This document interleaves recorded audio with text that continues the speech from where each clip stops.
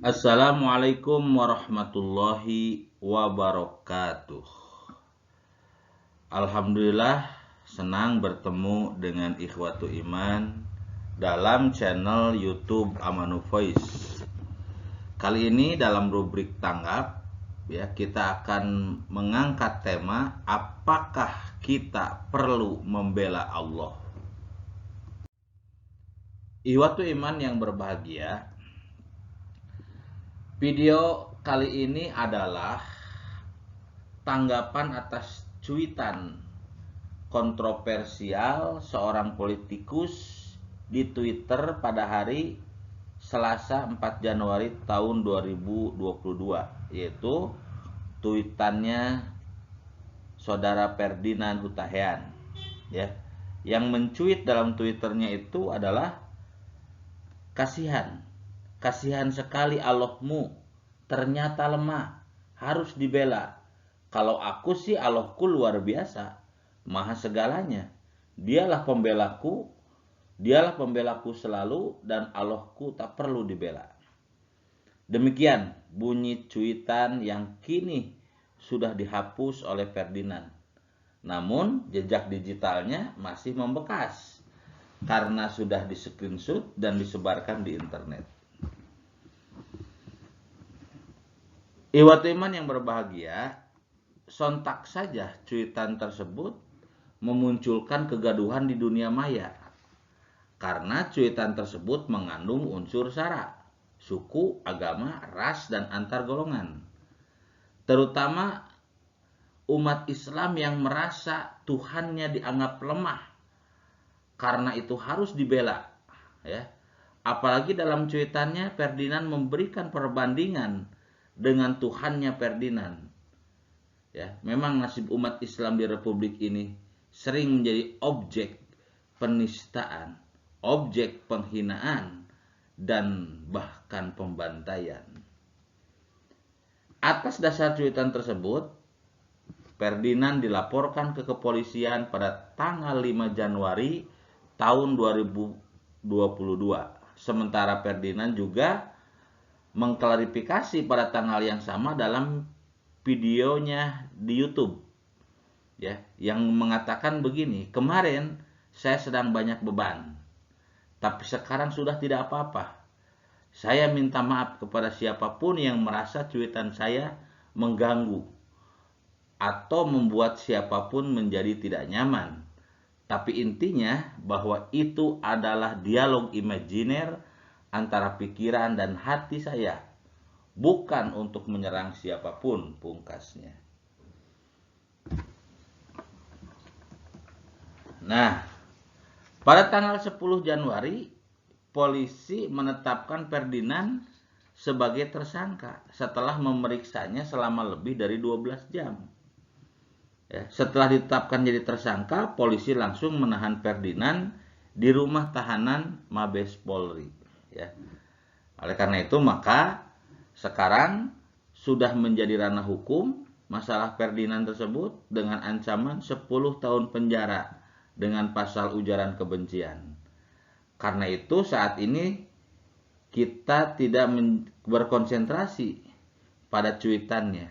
Biarkan saja hukum berbicara. Adil dan tidak adilnya putusan hukum ditanggung bebannya oleh para penegak hukum. Ya. Tetapi ya, yang tersisa bagi umat Islam kini adalah pertanyaan, apakah perlu membela Allah? Dan pertanyaan, apakah Allah perlu dibela? Ikhwatu iman yang berbahagia, dua pertanyaan tadi ya, yang pertama apakah Allah perlu dibela dan apakah kita perlu membela Allah ya. Nah, pertanyaan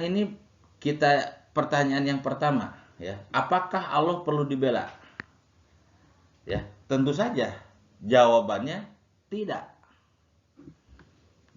Kalau kalimat ini adalah pernyataan bukan pertanyaan, menjadi Allah perlu dibela. Maka kalimat Allah perlu dibela adalah salah. Ya. karena menyandangkan kata perlu bagi Allah. Nah, menyandangkan kata perlu bagi Allah adalah kemusyrikan karena menganggap Allah butuh atau memerlukan kepada makhluk. Sementara Allah berfirman dalam Quran surat Fatir ayat ke-15. A'udzubillahi minasyaitonirrajim.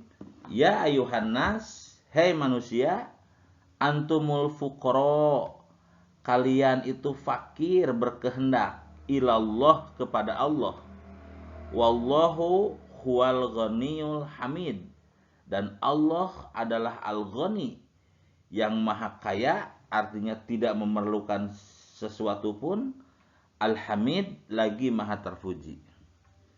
Jadi berdasarkan ayat ini ya dinyatakan bahwa Allah adalah al-ghani, kaya, tidak memerlukan siapapun, tidak memerlukan makhluk. Sementara makhluk atau manusia adalah fuqara atau fakir, yaitu pihak yang memerlukan atau membutuhkan yang ghani, yaitu Allah. Maka pernyataan Allah perlu dibela adalah salah, karena menyandangkan kata perlu kepada Allah, padahal Allah tidak punya keperluan, tidak butuh apapun dari makhluknya. Ya, berarti Allah tidak perlu dibela. Kalau pernyataan Allah harus dibela karena Allah lemah, ya, pernyataan ini pun adalah salah, karena menyandangkan lemah kepada Allah. Jadi seolah-olah karena Allah lemah, maka kita harus membela. Nah, ini adalah pernyataan kemusyrikan. Ya, karena Allah Subhanahu wa taala berfirman dalam Quran surat Al-Mujadalah ayat 21, Innallaha qawiyyun aziz. Sesungguhnya Allah maha kuat lagi maha perkasa. Ya, walhasil maka kalau pertanyaannya apakah Allah perlu dibela? Tidak. Karena Allah tidak membutuhkan makhluk. Dan karena Allah tidak lemah, maka Allah tidak perlu dibela. Tapi kalau pertanyaannya, apakah kita perlu membela Allah? Ya.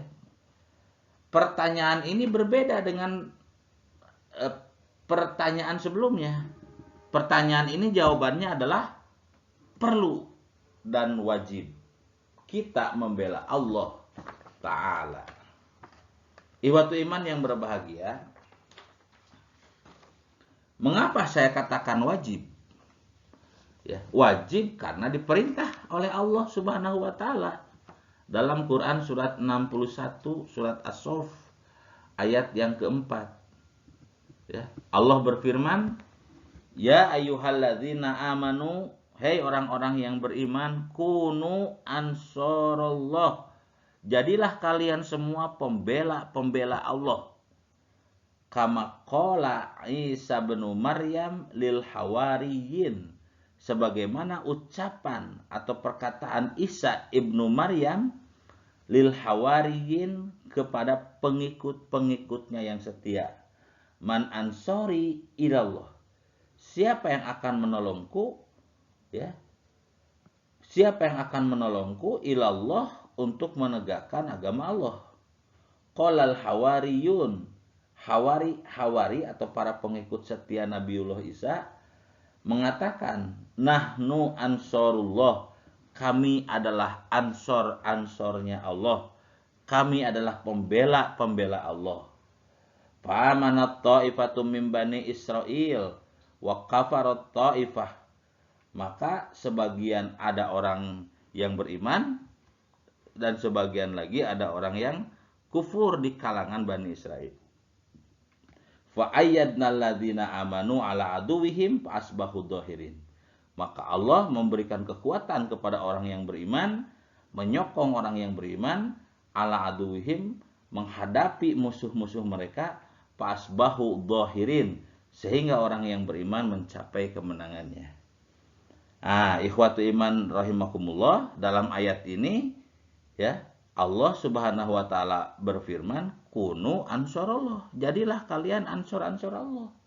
Jadilah kalian penolong-penolong Allah, pembela-pembela Allah.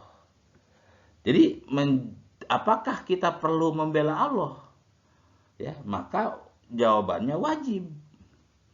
Ya. Kenapa wajib? Karena diperintah oleh Allah. Karena diperintahkan oleh Allah. Bukankah dalam usul fikih dikatakan bahwa al-aslu fil amri lil wujub, ya. Asal di dalam perintah Allah menunjukkan kepada wajib. Ila madalla dalilu ala khilafi, kecuali kalau ditemukan dalil yang menyelisihinya. Ya, jadi ini perintah Allah, kunu ansarallah. Jadilah kalian para pembela-pembela Allah. Ya, jadilah kalian para penolong-penolong Allah. Ya. Ya, ini menunjukkan perintah, dan perintah menunjukkan kepada wajib, kecuali kalau nanti ada dalil yang memalingkannya. Jadi dalam hal ini tidak ditemukan dalil yang memalingkannya. Maka kesimpulannya bahwa menjadi pembela Allah atau membela Allah adalah wajib. Selain wajib, juga membela Allah itu perlu. Ya. Dalam Quran surat Muhammad ayat ke-7, Allah berfirman, A'udzubillahi minasyaitonirrajim, ya ayyuhalladzina amanu, hai orang-orang yang beriman, intan surullah yansurkum, jika kalian menolong Allah, kalian menjadi membela Allah, yansurkum, maka kalian akan ditolong oleh Allah. Wa yuthabbits aqdamakum, dan akan dikokohkan posisi kalian. Iwatu iman yang berbahagia, dalam Quran surat Muhammad ayat ke-7, surat ke-47 ayat ke-7, Allah berfirman bahwa jika engkau menjadi penolong Allah, maka Allah akan menolong engkau. Ya. Kenapa dikatakan perlu untuk menjadi pembela Allah? Perlu menolong Allah, perlu membela Allah. Ya. Karena ternyata pembelaan kita sama sekali tidak untuk Allah, tetapi untuk kita. Intan surullah yansurkum. Kalau kita menolong Allah, maka Allah akan menolong kalian. Wa yusabit aqdamakum, dan jika menolong Allah, Allah akan kokohkan posisi kalian. Hai orang yang beriman, ya. Nah, jadi dari kedua ayat yang tadi saya bacakan ada beberapa petunjuk. Yang pertama, perintah untuk menjadi ansarullah atau para pembela Allah, para penolong Allah, menunjukkan bahwa membela Allah adalah wajib. Yang kedua, pembelaan tersebut dikaitkan dengan keimanan dan kekufuran. Siapa yang membela Allah adalah orang yang beriman, siapa yang enggan membela Allah adalah orang yang kafir. Ya, walaupun di kalangan orang yang beriman hanya orang-orang Hawari yang konsisten dan komitmen untuk melakukan pembelaan terhadap Allah, ya. Yaitu yang disebut dengan Hawariyun, para mukmin sejati. Yang ketiga, pernyataan pembelaan tersebut dikaitkan dengan janji Allah untuk orang yang beriman mencapai kemenangan. Fasbahu dhahirin, maka mereka akan mencapai pada kemenangan. Dan yang keempat, pembelaan tersebut dikaitkan dengan bukti kemusliman, kepasrahan, keberserahan diri kepada Allah Subhanahu wa taala. Jadi, jika pertanyaannya apakah kita perlu membela Allah, ya, maka jawabannya wajib menjadi pembela Allah dan perlu menjadi pembela Allah. Wajib karena perintah Allah, perlu karena itu akan kembali kepada kita dan kita butuh pertolongan Allah. Jadi kalau kita menolong Allah, maka Allah akan menolong kita, ya, dengan pertolongannya. Ihwatu iman yang berbahagia, apakah jika kita membela Allah berarti Allah butuh kepada kita? Ya, ini tidak otomatis begitu. Tidak otomatis begitu. Jadi pembelaan kita kepada Allah, ya, sama sekali tidak menguntungkan Allah. Penghinaan kita kepada Allah juga sama sekali tidak merugikan Allah. Allah tidak akan untung dengan pembelaan kita, dan Allah pun tidak akan rugi dengan pengingkaran kita. Jika seluruh makhluk di muka bumi ini beribadah kepada Allah, tidak akan menambah keagungan Allah. Dan jikapun seluruh makhluk di muka bumi ini kufur kepada Allah, maka itu pun tidak akan mengurangi kebesaran Allah, keagungan Allah. Jadi Allah agung, Allah akbar, ya. Mau diibadahi oleh manusia tetap Allah akbar. Mau diingkari oleh seluruh manusia tetap Allah akbar. Allah tidak terpengaruh oleh makhluknya karena Allah tidak butuh. Jadi justru pembelaan kita kepada Allah adalah kembali kepada kita. Mungkin ilustrasinya begini. Seorang anak yang mencintai ayahnya, dia akan marah. Ya, dia akan membela ayahnya ketika ayahnya dinistakan, ketika ayahnya dihina, ketika ayahnya dilecehkan. Ya, walaupun sebenarnya pembelaan tersebut tidak berpengaruh bagi si orang tua tadi. Karena pembelaan seorang anak kecil apalah artinya? Tidak berarti apa-apa bagi orang tuanya. Tetapi pembelaan tersebut menunjukkan bahwa anak tersebut adalah anak yang berbakti. Anak tersebut adalah anak yang punya kecintaan pada orang tua. Jadi ketika yang dicintainya dilecehkan, maka dia kemudian melakukan pembelaan. Ya, walaupun pembelaan tersebut tidak punya pengaruh kepada orang tuanya, kepada bapaknya tadi. Ya. Oleh karena itu, maka justru dengan pembelaan tersebut, nanti orang tuanya semakin sayang kepada anaknya, ya, semakin sayang pada anaknya karena anaknya terlihat kecintaannya. Ikhwatu iman yang berbahagia, membela Allah adalah jihad atau sama dengan jihad lillahi kalimatillah. Ya. Membela Allah kalau kita lihat dalam konstruk surat 48 ayat 28, yaitu membela Allah maka juga harus membela Rasul sebagai utusan Allah. Membela Allah juga berarti membela, ya, kitabnya Allah, Quran. Membela Allah juga berarti membela dinnya Allah, Islam. Jadi membela Allah sama dengan membela Rasulullah. Membela Allah juga harus dengan diikuti membela Quran. Membela Allah juga harus dengan diikuti membela Islam.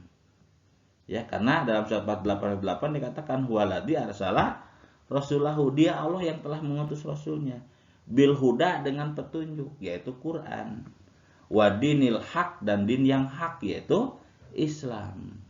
Ya.